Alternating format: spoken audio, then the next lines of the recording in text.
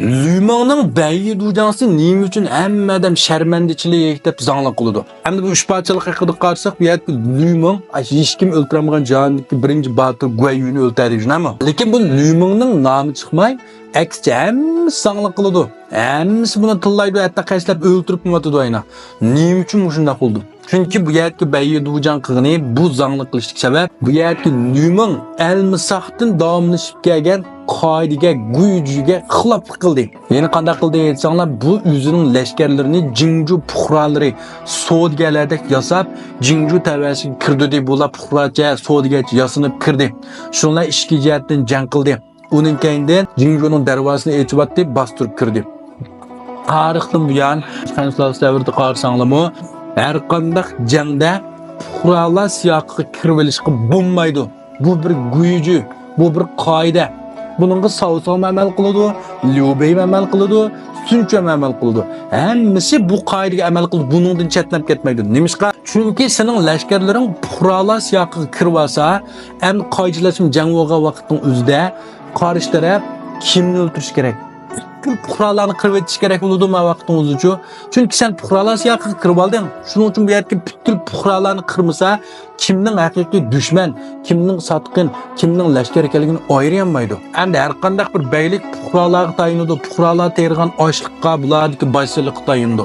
Puhralar olmasa bular boy bo'lmaydi. Shuning uchun tarixdan buyon har qanday jangda bu qoida, ya'ni lavzuzun deb qo'ydi-ku, ota-boblarimiz deb shunda bekitib etilgan qoida bu-chu o'zgartmagan. Har qanday bir botir sarkarda, har qanday nochi deb atalgan bu yerga song'un mushavarlar bu taktikani qo'llansa bo'lmaydi. Ya'ni o'g'irlikcha uchirgansan bo'ladi, shpionlik qilsang bo'ladi. Lekin u lashkarlaringni puhralar siyoqiga kirdirib olsang, bu jang boyadigandek butkul puhralarni qirib etish sabab bo'lsa-san, hammadan sana la'nat o'qiydi. Lümonning bu qig'inni shuning uchun hammadan la'nat o'qiydi. Hammadan buni tillaydi.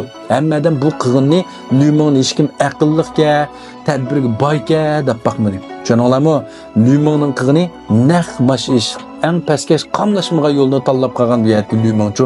Shuning uchun hayotda ba'zi vaqtimizda fursat keldi deb, pulni topsaq bo'ladi ekan-ku deydiganlar bor-ku. Shuning uchun ba'zida bunday yo'lda mangmasligimiz kerak. Bo'lmasa Lümonga o'xshash atilib qolamiz. Pulni tepib oldim bilan bir yerimizdan tishib chiqdi. Topadigan pul va topmaydigan pul va.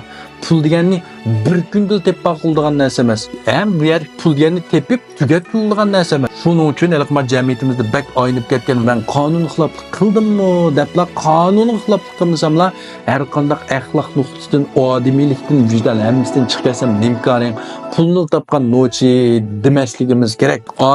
Odam bilan yashaydi. Odam bilan odam. Ya men unda qamatsizsiz, nochi bo'lsangiz pulni tepib, Mars bilan Marsga chiqib o'zingiz yolg'iz yashangachadi. Bo'lmasa bundaqlarning hammasiga qor qo'saq amin deb laqam qilib qo'yamiz bundan keyin. Rahmat.